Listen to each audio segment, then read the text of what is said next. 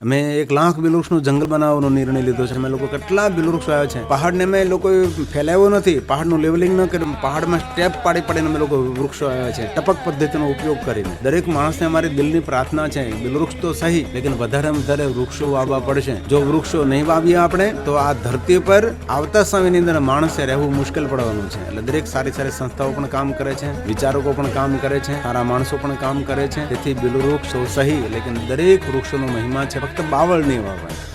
શિવ પ્રણમ તો કહ્યું અતિ તાનાંગ તાન. દુર્ગમ સ્થાનો પર જે વૃક્ષો આવે છે તેની ગયેલી પેઢીઓને પણ પરમ શાંતિ પ્રાપ્ત થશે અને આવતી પેઢીઓને પણ પરમ શાંતિ અને સુખની અનુભૂતિ થશે. તેથી દરેકને મારી પ્રાર્થના છે કે વધારે વધારે વૃક્ષ વાવો. ભલે તમે વૃક્ષ ન વાવી શકો, કમસે કમ જે વૃક્ષ છે તેની તો રક્ષા કરો, જાળવણી કરી શકો, તેની જાળવણી કરો, તેમને સાચવો.